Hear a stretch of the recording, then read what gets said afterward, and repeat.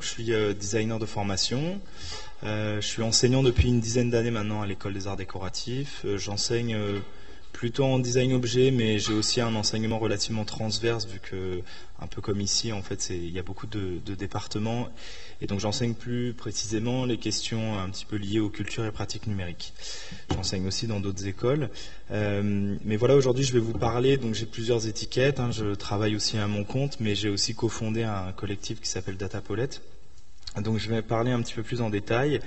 En fait, je voulais commencer par vous parler un petit peu des liens en fait, des signaux faibles en fait qu'il y a pu y avoir dans l'histoire notamment et qui liaient un peu technologie numérique et textile.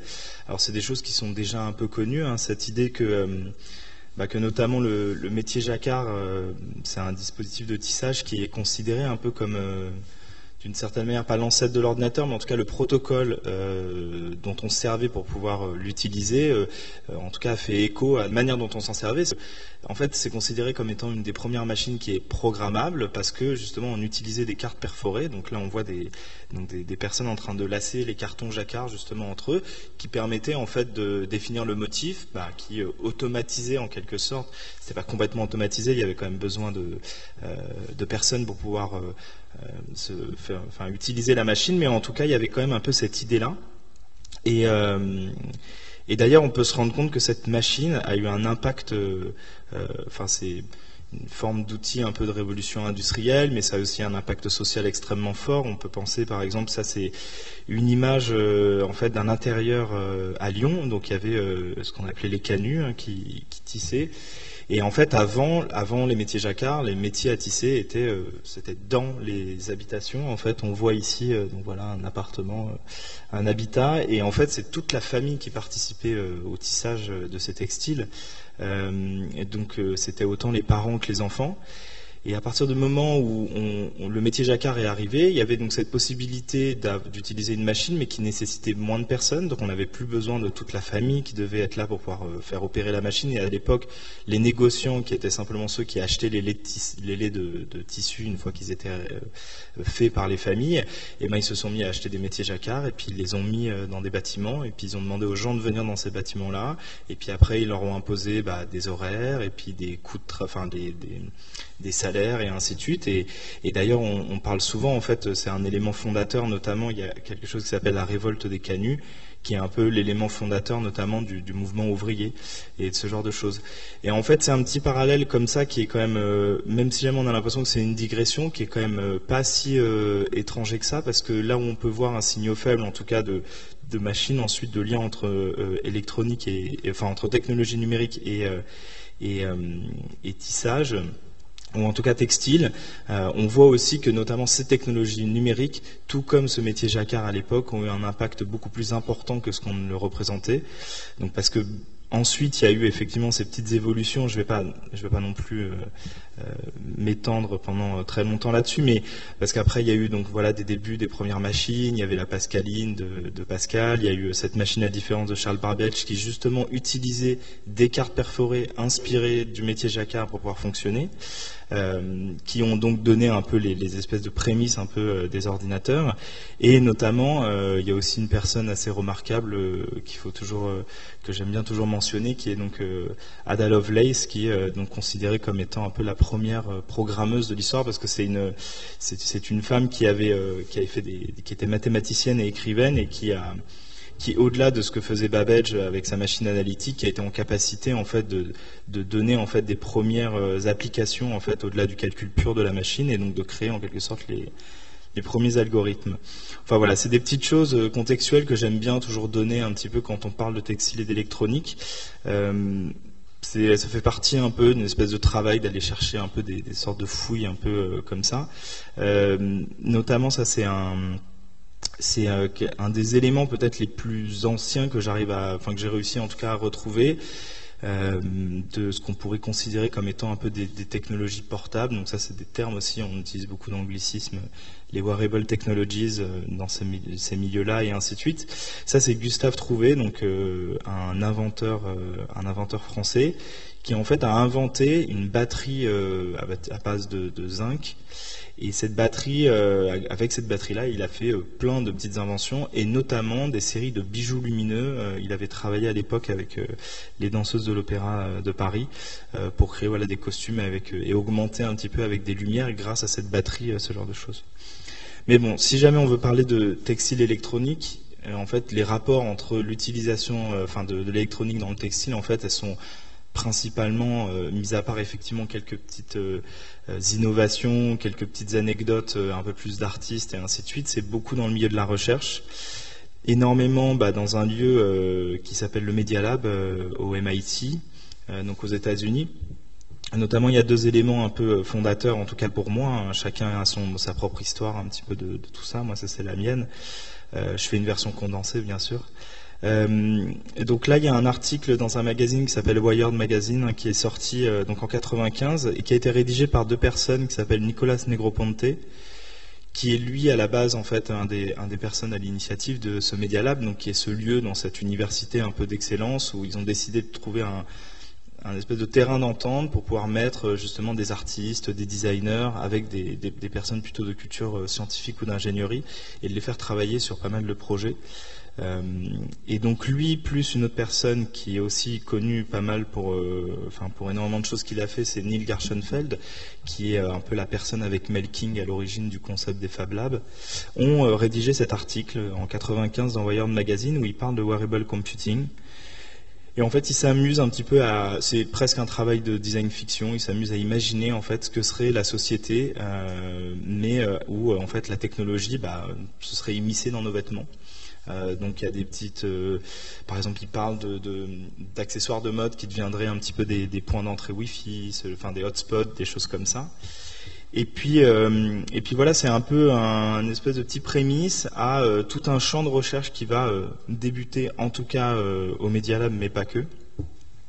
Mais en tout cas, ça amène en 98 avec, en tout cas à ma connaissance, peut-être un des premiers papiers qui a été publié par 2 chercheurs qui sont un peu à la base de tout ça, qui s'appellent Rémi Post et Maggie Hortz. Et il y a Emily Cooper aussi dedans, mais c'est vraiment les 2 premiers qui ont constamment travaillé un petit peu sur ces questions d'intégration de l'électronique dans le textile. Donc ils publient ce papier lors d'une conférence qui s'appelle KIAI, donc en 98. Et l'idée, c'est donc ils ont fait pas mal de recherches. Par exemple, ils se sont amusés avec de l'organza. L'organza, on a des fibres métallisées, et puis ils se disent très bien, en fait, ça conduit l'électricité. Qu'est-ce qui se passe si jamais on utilise le textile si jamais on fait un circuit électronique, mais au lieu en fait de mettre ça sur un circuit dur, en fait le socle, ça va être ce textile. Et donc ils s'amusent à intégrer comme ça des composants, ils voient un petit peu ce qui se passe. Il y a eu pas mal de projets qui se sont faits à l'époque, notamment avec des entreprises comme Levi's où ils travaillaient avec parce que le Media Lab, c'est un endroit qui travaille beaucoup avec du mécénat ou des entreprises qui donnent beaucoup d'argent pour qu'ils fassent des recherches un petit peu là-dedans. Et donc ils ont travaillé pendant un moment à explorer un petit peu les potentialités, et surtout je pense qu'à la base c'était pas tant de trouver une application concrète. En fait, c'était vraiment d'imaginer en fait on essaye de se mettre de mettre des capteurs, des actuateurs, des choses dans les vêtements, et puis on voit un petit peu ce qui se passe. On voit comment ça peut interagir avec, comment ça peut faire évoluer nos usages, comment est-ce qu'on peut changer un petit peu certains paradigmes, en tout cas par rapport aux technologies qu'on avait à l'époque. Et puis de fil en aiguille, il continue. Il y a différents groupes qui se montent, et notamment un groupe que je trouve qui est assez emblématique, en tout cas d'une démarche que nous on essaye de faire perdurer, je pense, avec Datapollet. Et puis parce que ce groupe n'existe plus, il a pris fin en 2014. Il a été actif de 2009 à 2014. C'est un groupe qui s'appelle le High Low Tech Research Group, qui a été fondé par une chercheuse qui s'appelle Léa Buckley. Et notamment en fait dans ce groupe de recherche, c'était vraiment cette idée de combinatoire entre des technologies hautes et des technologies basses. Donc en gros, qu'est-ce que ça veut dire ? On va être plutôt sur des procédés plus traditionnels. Donc il n'y avait pas que du textile, il y avait aussi tout un travail autour du papier, autour par exemple du traitement en fait de la matière et ainsi de suite, reprendre des gestuels un peu artisanales, et puis de voir qu'est-ce qui se passe quand on les combine avec de la technologie. Donc là, l'image, c'est un exemple d'un papier peint fait avec des encres conductrices. Bon, après, on peut questionner l'esthétique. Chacun y fait ce qu'il veut, mais en tout cas, l'intérêt, c'est d'avoir fait au moins cette expérimentation là-dedans. Il y a beaucoup de projets d'ailleurs qui ont donné comme résultat en fait des kits d'apprentissage de programmation ou d'électronique pour des enfants. Donc il y a vraiment cette idée aussi un peu de vulgariser, d'ouvrir une boîte noire, de comprendre ce qui se passe à l'intérieur, et de le redécomposer, de le recomposer, et donc de donner accès un petit peu, de vulgariser ces modes de fonctionnement. Notamment Léa Beuclé, elle a fait un projet qui, en fait, alors je ne sais pas si vous êtes tous familiers, est-ce que vous connaissez la carte électronique Arduino? Ça vous parle un petit peu quand même? Oui. Bon, c'est une carte électronique qu'on utilise, on la branche sur un ordinateur, on peut la programmer. Dessus, on peut mettre des capteurs en entrée, des éléments en sortie, des lumières, des choses comme ça. Et puis à partir de ça, en fait, on peut lui donner un comportement. Donc les usages sont assez multiples. On peut faire des choses de la robotique pure et dure, mais aussi on peut faire des projets assez expérimentaux. Moi, c'est un outil que j'utilise au quotidien et dans mon enseignement et même dans ma pratique. Mais du coup, Léa a développé en fait un pendant de cette carte électronique version textile électronique. Et donc à la base, donc le premier prototype, ce qu'on voit là sur l'image, c'est donc une sorte ça s'appelle le LilyPad Arduino. Donc cette forme un peu de nénuphar. Et en fait, on a donc l'électronique qui est au centre, mais tout le reste de la carte, c'est du néoprène, c'est quelque chose de complètement souple. Donc ça, c'était les premières volontés, sauf que le problème, c'est qu'à partir du moment où il a fallu en fait passer de la phase prototypage à la phase de production en série, c'est-à-dire on va voir une usine et puis on dit maintenant on veut réaliser ça. Aujourd'hui, en fait, les usines d'électronique, elles sont tout à fait en capacité de faire ce qu'on appelle, par exemple, du pick and place. Donc, en fait, c'est des machines où on a les circuits, et puis il y a un truc automatisé qui vient prendre des composants et puis qui les place, et ainsi de suite. En fait, nous, notre rêve à Datapolet, ça serait d'avoir la même chose, mais en mode une brodeuse qui fait du pick and place et qui pourrait prendre des composants et puis les broder avec du fil conducteur et ainsi de suite. Mais bon, ça n'existe pas encore et ça n'existait surtout pas à l'époque. Donc en fait, on passe du prototype souple avec quelque chose qui est un peu plus rigide, mais avec une innovation quand même qui n'est pas des moindres. C'est cette idée que, en fait, toutes les petites entrées et sorties qu'on voit là, ces petits trucs blancs, les petits pétales. En fait, contrairement à une carte classique, où on va mettre un câble qu'on va devoir planter, ou en tout cas fixer dedans, ou des fois on va devoir souder. Là, en fait, cette carte-là, on peut simplement la broder en fait sur un vêtement, parce qu'on utilise un fil qui conduit l'électricité. Donc, ce sont des fils qui mélangent fibres métallisées et puis des fibres synthétiques ou naturelles, ça dépend desquelles. Et en faisant ces petits nœuds, on fait les connexions, on n'a plus besoin en fait de faire de soudure. Donc c'est un peu l'innovation là-dedans, et puis il y a eu plein de variantes par rapport à ça. Alors c'est un cheminement, vous allez voir, je vais arriver à Datapolet. Dans ce groupe de recherche, il y a une chercheuse qui s'appelle Anna Perner-Wilson, qui a notamment fait son travail de thèse sur quelque chose qui s'appelle le Kit of No Part, et donc elle explorait en fait plein de manières de faire des circuits avec plein de techniques plus traditionnelles, comme ça allait autant justement de la sérigraphie, en passant par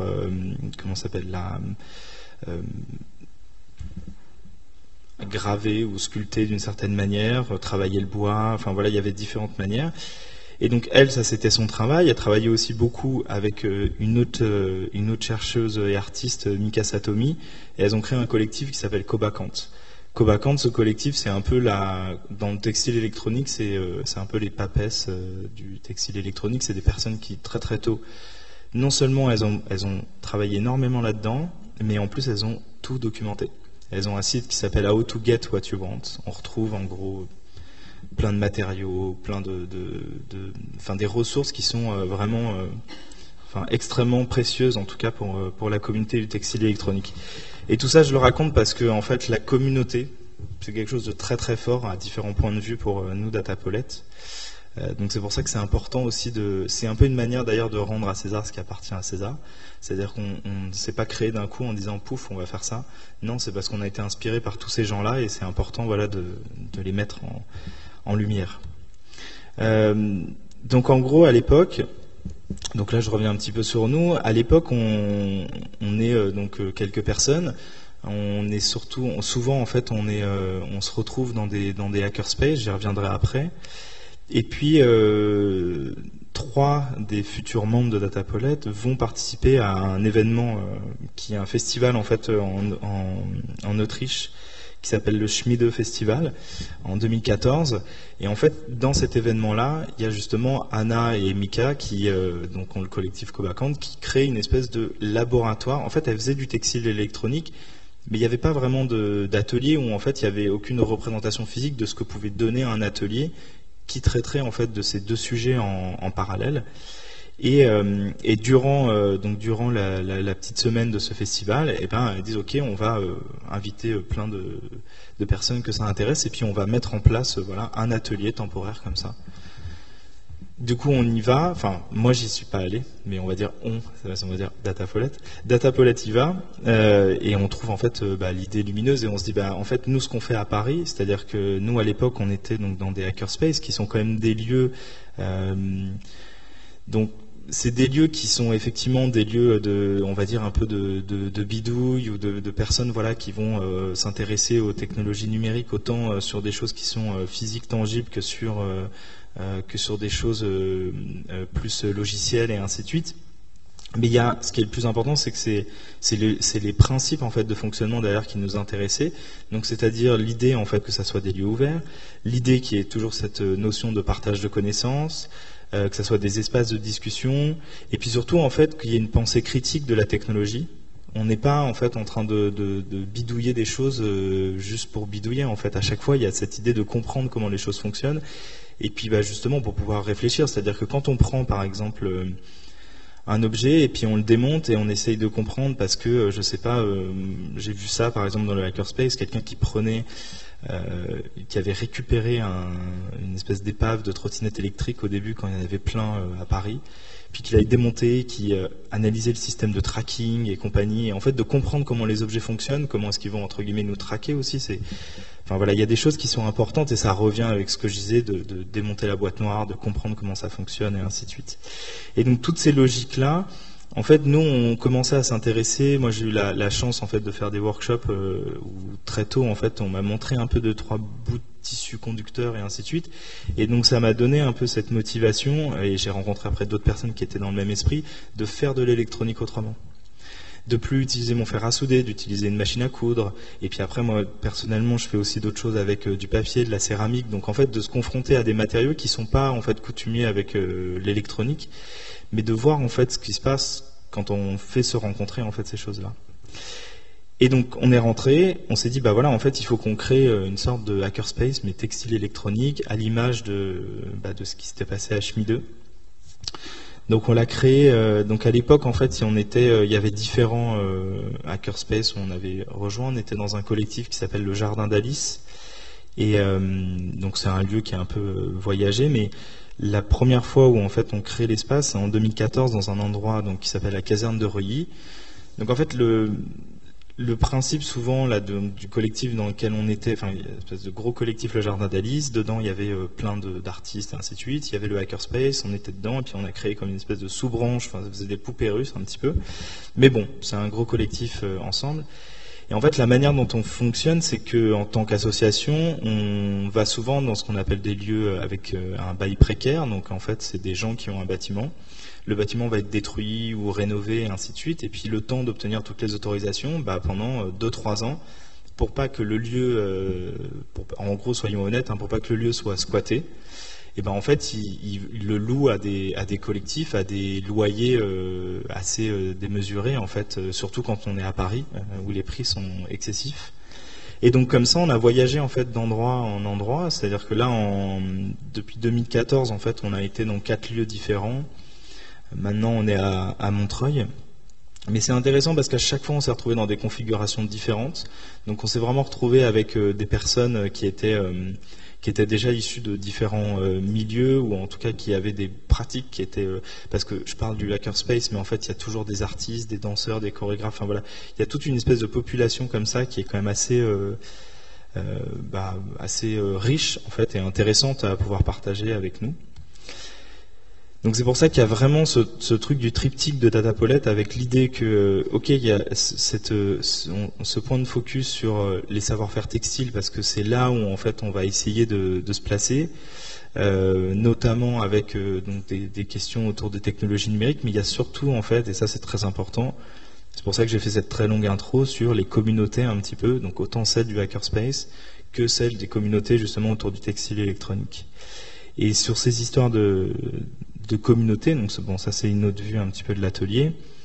Notamment, il y a quelque chose qui est, enfin moi, à ma connaissance, je vois rarement en fait ce genre d'initiative, mis à part finalement dans ces milieux un peu autour du hacking ou des choses comme ça.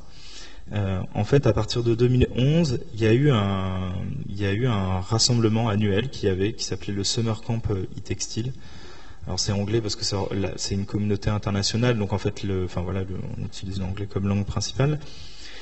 Mais en fait, chaque année, pendant une semaine, on se retrouvait à une trentaine de praticiens du textile électronique. Donc en fait, ça veut dire praticiens, ça veut dire des personnes qui viennent autant du milieu du textile à la base et qui sont mis, on va dire, à l'électronique, ou inversement des gens qui s'intéressaient à la programmation électronique qui sont mis un peu au textile et ainsi de suite. Et puis en fait pendant une semaine, on est ensemble, on fait des espèces de workshops où on s'apprend des choses entre nous, on fait des projets entre nous. Du coup, comme les gens viennent un peu de partout, il y en a qui en ont organisé d'autres. Donc il y a eu en fait une version aux États-Unis, en Amérique du Nord, dans l'État de New York. Il y a même eu deux sessions à Taïwan, où notamment ça c'était un peu particulier parce que c'était un artiste taïwanais qui nous a invités et en fait on a travaillé, on était dans un petit village d'une tribu Atayal qui est des personnes originaires de l'île de Taïwan, et on a vraiment travaillé avec eux sur s'apprendre mutuellement. Donc eux, ils ont des pratiques très traditionnelles, notamment un métier à tisser qui est magnifique, qui est une espèce de truc qu'on porte sur soi, avec tout ce que ça implique en fait au niveau culturel. C'est-à-dire que en fait, il y a eu tout un pan de leur culture qui a malheureusement entre guillemets failli disparaître parce que ils ont successivement ils ont été colonisés par les Japonais, et donc en fait les Japonais ont interdit en fait d'utiliser la langue atayal et ce genre de choses. Ils n'ont pas pu garder, c'était une culture qui se faisait beaucoup par l'oral. Ils n'ont pas pu en fait garder vraiment de manière de pouvoir partager en fait notamment les motifs traditionnels, c'est-à-dire que chaque famille avait un motif particulier. Et ce qu'ils faisaient pour pouvoir contrer le truc, c'est qu'en fait, ils chantaient des chansons, et les rythmes des chansons et les mots dedans donnaient en fait les motifs, quoi. C'est ça, c'est un peu ça en fait. Donc il y avait plein de choses comme ça. Donc là je mets juste une image de. Alors aujourd'hui en fait, ce qui est marrant, c'est qu'ils se sont dotés dans le village. Ils ont des brodeuses numériques, ils se sont en fait modernisés entre guillemets sur leur pratique du textile, mais ils voulaient en fait aller un petit peu plus loin.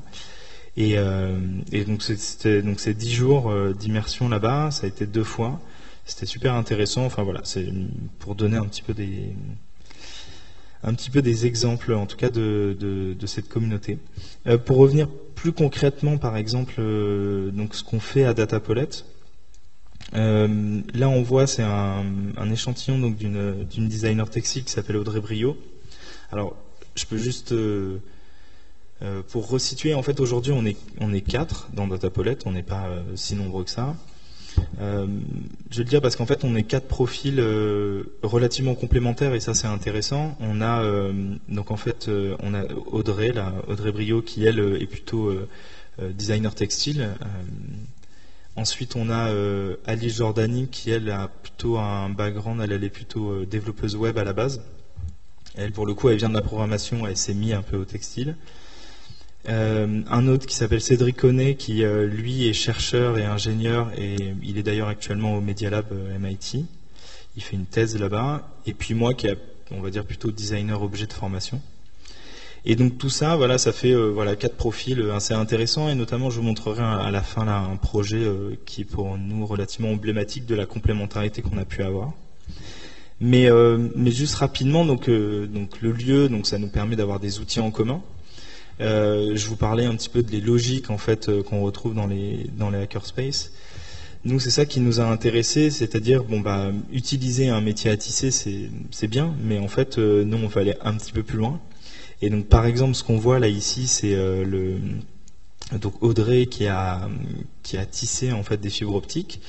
Sauf que on venait d'acquérir en fait ce métier à 24 cadres, et en fait le motif est quand même relativement complexe, ce qui donne qu'à chaque fois en fait ça demande un temps assez important pour pouvoir en fait lire le motif, abaisser les bons cadres et ainsi de suite au bon moment. Donc on a décidé en fait de détourner un petit peu le métier à tisser pour l'augmenter d'une certaine manière sans dénaturer en fait son usage premier, et ça c'est quand même quelque chose qui est important. En fait, le métier à tisser, on a simplement placé des LED, on a écrit un petit code donc Arduino justement. Là, il y a une carte Arduino derrière qui gère. Et en fait, le principe, c'est que on rentre en gros le motif dans la carte, par l'ordinateur dans la carte Arduino. Et puis en fait, on va avoir juste un système automatique qui nous dit avec les lumières quel cadre il faut lever ou pas. Et puis à chaque fois, quand on passe en gros le fil et qu'on rabat, en gros il y a une espèce d'interrupteur qui nous fait passer à la séquence suivante, et donc du coup ça nous facilite énormément le travail, et on peut en plus aller beaucoup plus loin, on peut essayer d'aller dans des motifs beaucoup plus complexes et d'être moins dans la répétition sur certaines choses.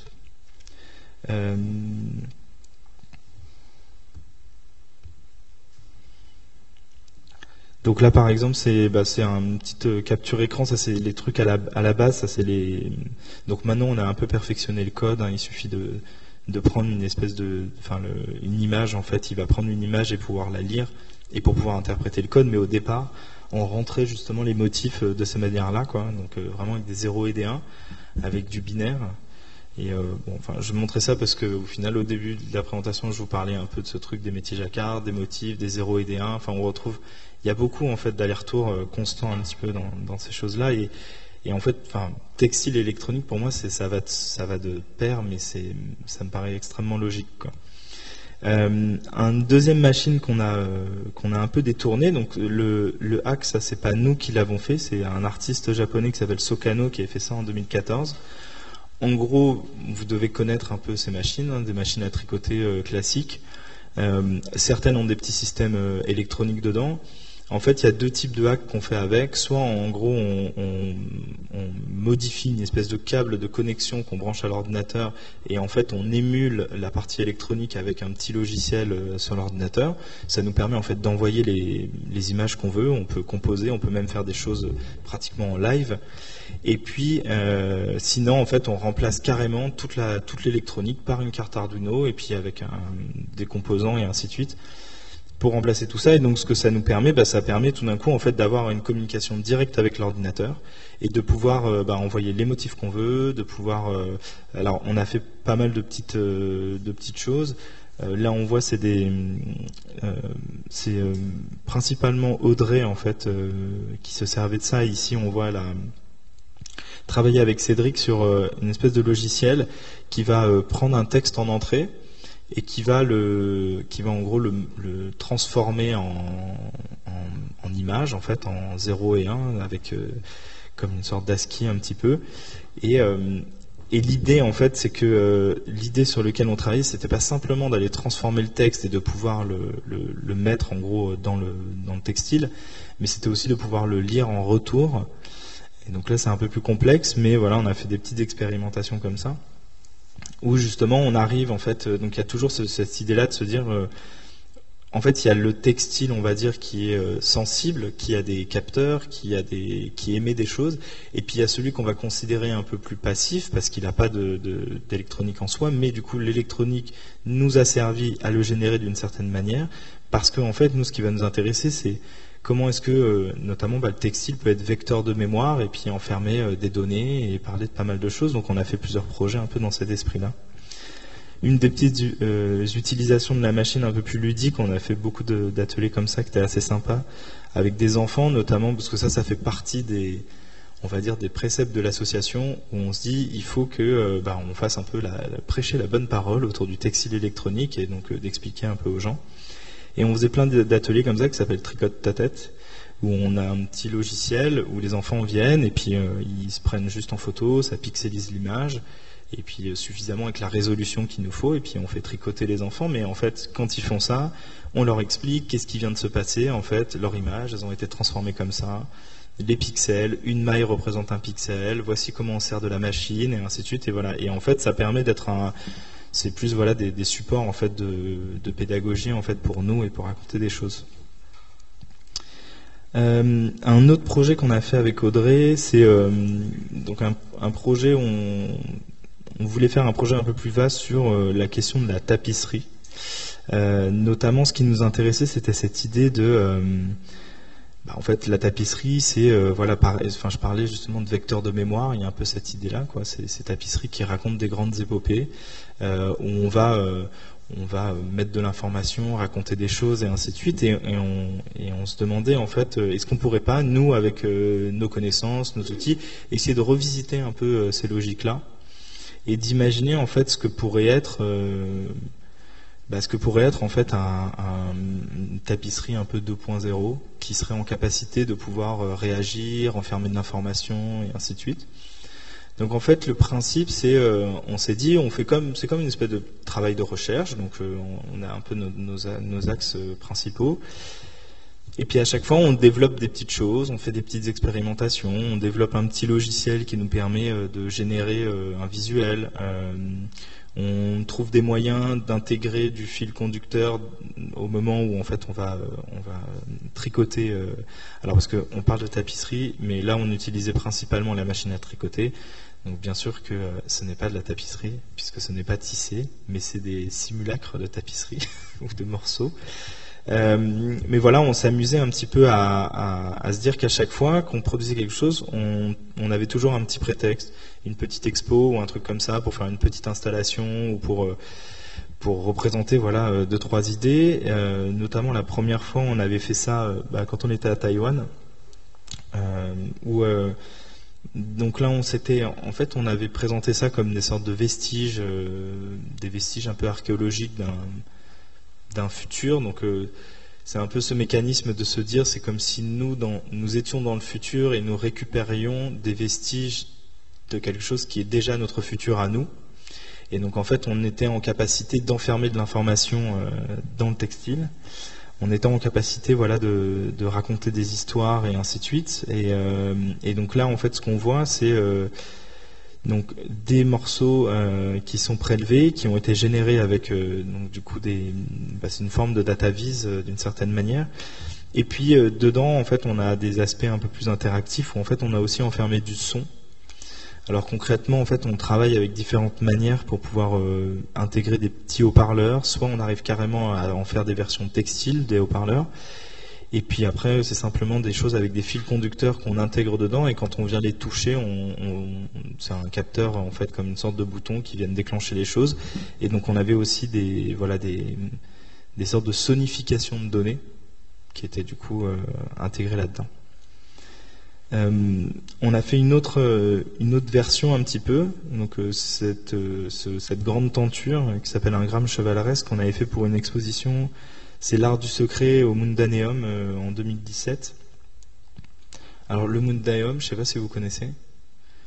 C'est un lieu absolument magique en Belgique. En fait, c'est considéré un peu comme le Google de papier. En fait, c'est deux personnes qui s'appellent Paul Hotelet et La Fontaine, je ne sais plus son prénom, qui avaient décidé juste avant la Première Guerre mondiale, en 1913, quelque chose comme ça, de créer une sorte de grande bibliothèque où ils allaient pouvoir rassembler en fait le savoir du monde entier.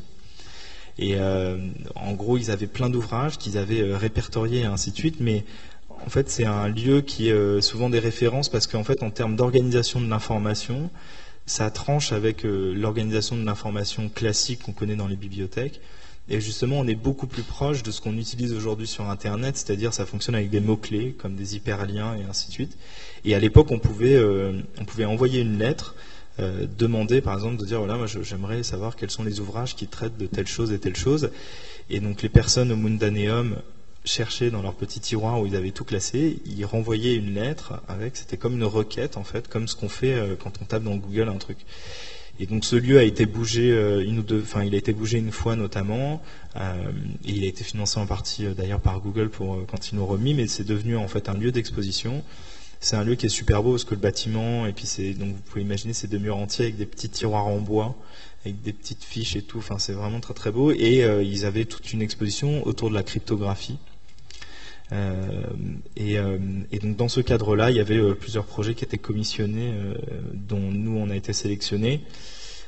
Où en fait, ce qu'on a fait, c'est le visuel en fait que vous voyez ici, c'est en fait on a stalké entre guillemets quelqu'un sur Internet.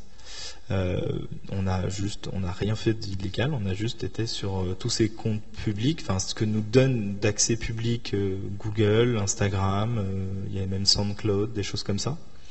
Et puis en fait l'idée c'était de se dire on va raconter l'épopée entre guillemets cette espèce de chevalier moderne, parce qu'en fait le hasard fait que cette personne-là c'était un militaire, et donc ce qui rendait la chose encore plus bizarre par moment. C'est-à-dire que sur son compte Instagram, il y avait une image où il était en train de tirer sur son camp d'entraînement avec son FAMAS.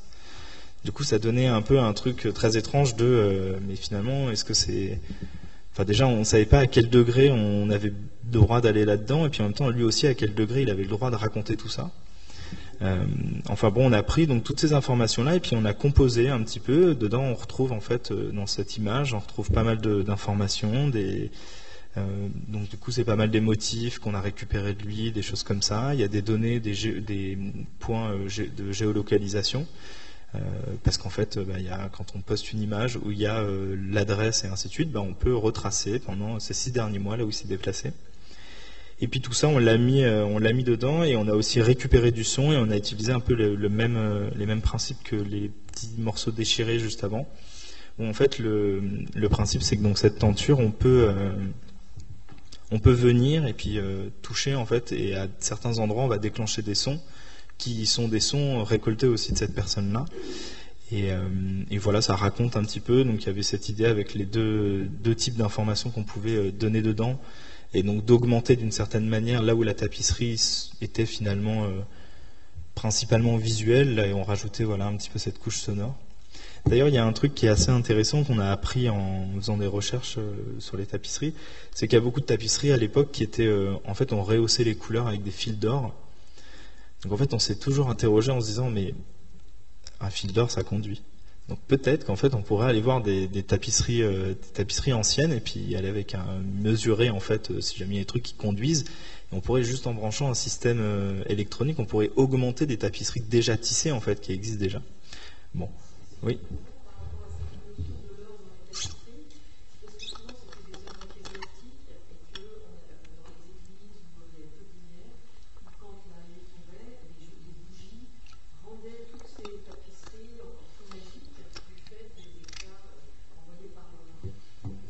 Tout à fait. En plus, une autre donnée visuelle. Merci beaucoup. Au bout d'un moment, on s'est quand même... il y a un moment, il a fallu quand même se confronter au tissage. Donc, lors d'une résidence en 2019, on a entrepris ce petit projet, voilà, de faire un métier de haute lisse, fait maison. Donc, on a bricolé un peu ce métier de haute lisse, et puis on a fait des petits essais, des petites expérimentations comme ça donc là, pour le coup, de vrai tissage avec les vraies techniques. En fait, quand on a commencé le projet, Audrey c'était une sorte de post-diplôme qui était accueilli au sein des Gobelins, et on avait eu l'occasion en fait de visiter les ateliers, de discuter avec les tisserandes et ainsi de suite. C'était assez intéressant. Donc voilà, on a essayé de pousser en tout cas jusqu'au bout pour pouvoir, parce que je pense qu'il y a un truc, c'est que comprendre ce à quoi on se confronte, il faut faire l'expérience de ça. Et donc, en fait, ça nous paraissait aberrant de continuer à travailler là-dessus sans avoir pris la peine de vraiment tisser quelque chose, parce qu'en vrai, la machine à tricoter, c'est très bien, mais on fait juste des mouvements comme ça, et donc on n'a pas la même perception de à quel moment, en fait, on va pouvoir intégrer les fils dedans, comment est-ce qu'on tisse, comment est-ce qu'on construit, et puis surtout, il y a la question de la temporalité qui n'est pas du tout la même. Donc voilà. Donc je vais passer à un autre projet qui s'appelle Topographie Digitale, qui est un peu justement le projet dont je parlais tout à l'heure, qui rassemble quand même, qui en tout cas illustre bien notre complémentarité à tous les quatre. Donc c'est un projet qui est là depuis un petit moment, parce qu'en fait on a abouti sur 2-3 choses, mais c'est toujours, en fait c'est comme ça qu'on fonctionne, c'est qu'il y a souvent des sujets, des process ou des techniques qu'on va développer, et en fait ça va nous suivre tout au long en fait. Donc en fait de temps en temps on a des sessions avec des projets et ainsi de suite, et on va ressortir un petit peu ces technologies, ces petites innovations qu'on a trouvées, puis on va les expérimenter, les éprouver sur d'autres choses. En tout cas, celle-ci, elle part d'un principe très, une question c'est très pragmatique en fait. Il y a à l'époque dans les textiles électroniques, enfin les textiles conducteurs, excusez-moi, il y en a un qu'on utilisait beaucoup, qui est fait d'une compagnie qui s'appelle Eonix. Alors, il faut savoir que tous ces tissus à la base, c'est pas du tout des tissus qui sont faits pour faire du textile électronique avec. C'est souvent des tissus qui vont servir pour faire ce qu'on appelle des cages de Faraday. Donc en fait, ça va par exemple protéger des chocs électromagnétiques. Par exemple, dans l'aviation, on a des systèmes électroniques embarqués. La promiscuité, ou en tout cas le gain d'espace, fait qu'on veut pas que les choses on veut que les choses soient très très proches, mais on ne veut pas qu'elles se perturbent entre elles. Donc qu'est-ce qu'on fait ? En fait, on crée des cages de Faraday, on crée des boîtes dedans, d'un matériau qui du coup conduit. Donc en fait, si jamais il y a des perturbations, en fait, ça ne va pas traverser en fait les deux éléments. Et ça permet avec du tissu d'avoir quelque chose qui est léger et qui est facilement adaptable en tout cas. Donc après il y a plein d'autres champs d'application, hein, c'est juste un exemple comme ça. Mais souvent, je dis ça parce que souvent en fait les compagnies qui font ces tissus-là, nous à notre échelle en fait on n'a pas besoin de rouleaux de 10 mètres, en fait on a besoin de petits échantillons, on fait des capteurs avec et compagnie. Et donc il y avait notamment cette boîte Eonix qui a décidé qui a arrêté de commercialiser en tout cas, ou de revendre à des petits revendeurs un de leurs tissus qui nous était très précieux. Donc on a Cédric qui est parti avec cette idée en se disant ok, il a rencontré une chercheuse dans un centre de recherche scientifique à Lisbonne au Portugal. Et il a travaillé avec eux pour faire de ce qu'on appelle de la rétro-ingénierie. Donc en fait, c'est de comprendre comment le tissu fonctionne, et puis de réussir à recréer le procédé chimique qui permettait de le rendre conducteur. Et puis en plus, c'était une conductivité assez particulière. En fait, pour pas rentrer trop dans les détails, mais c'est ce qu'on appelle de la piézorésistivité, c'est-à-dire qu'en fait, c'est un matériau où plus on appuie dessus et plus le courant passe. Donc en fait, on peut faire facilement des capteurs de pression, des choses comme ça. Donc lui est parti avec cette idée-là, et donc avec les chercheurs, ils ont trouvé un procédé chimique qui finalement ils ont réussi à rationaliser, à rendre relativement simple, pour pouvoir justement faire ce qu'on appelle une polymérisation, mais en fait on pourrait dire comme une sorte de teinture de ce tissu-là. Donc là, ce qu'on voit en plus qui est marrant, c'est que en fait, quand on fait des échantillons, on prend, donc vous savez, il y a des trucs de chimie avec un petit agitateur, donc c'est un petit truc avec un aimant là qui tourne, mais on fait ça dans des tout petits pots. Donc en fait, on fait des carrés de tissu qui font 5 par 5, et sauf que nous, on avait besoin de morceaux de tissu plus grands. Donc en fait, on a récupéré des machines à laver de camping. Parce qu'en gros, en fait, on a besoin, des fois, les tissus, en fait, quand ils sont dans ce procédé-là, on a besoin de les mettre en agitation pendant pratiquement 24 heures. Donc on avait besoin, en fait, d'un truc qui tourne constamment. Et donc on a récupéré ces machines-là, on les a un peu bidouillées, parce qu'en fait, il fallait, si jamais on les met en mode essorage pendant 24 heures, le truc crame. Donc en fait, il y a une espèce de truc qui temporisait, voilà, de temps en temps. Mais on a réussi à trouver toute une espèce de procédé, à pouvoir polymériser des grands laits de tissu. Donc lui, à la suite de cette recherche-là, il a publié notamment un papier en fait, donc dans une conférence à KIAI, qui est donc Human Computer Interaction en 2020, où il parle de ce procédé de polymérisation. Et puis en parallèle, à Datapolet, on a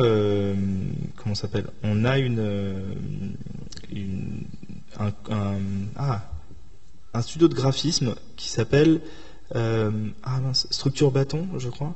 Si j'ai pas, ça dit non. Oui. Bon, ok. En fait, qui faisait le commissariat d'une exposition au CIGN, donc le Centre National du Graphisme à Chaumont. Et c'était une exposition justement sur les rapports entre graphisme et textile, et qui nous ont commandé en fait une pièce à ce moment-là, de faire une installation.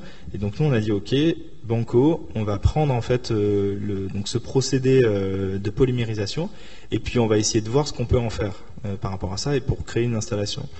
Donc on a fait cette installation qui s'appelle topographie digitale.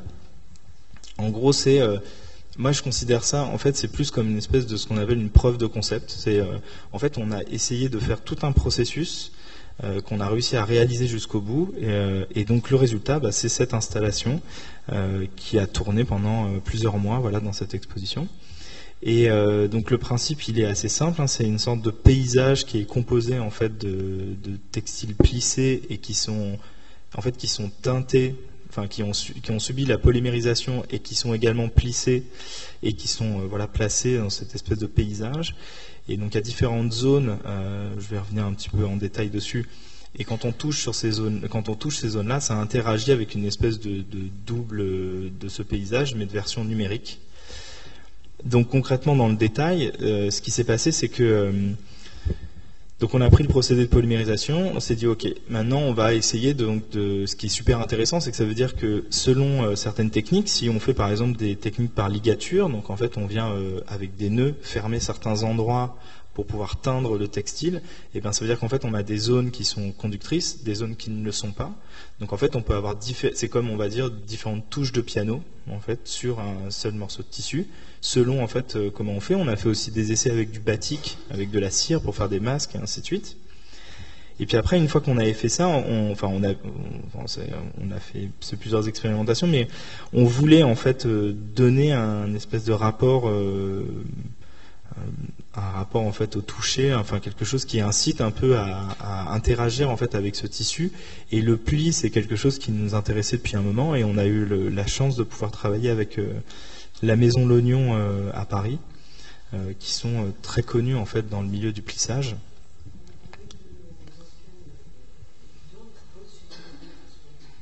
Et ben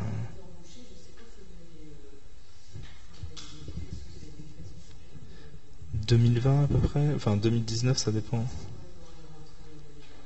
Ok. Et donc du coup, ça nous a permis voilà de créer ces grands laits de tissu qu'on a mis en œuvre ensuite par rapport à, enfin voilà, d'une certaine manière qu'on a agencé pour pouvoir avoir ces différentes zones et créer un peu ce relief et ce paysage.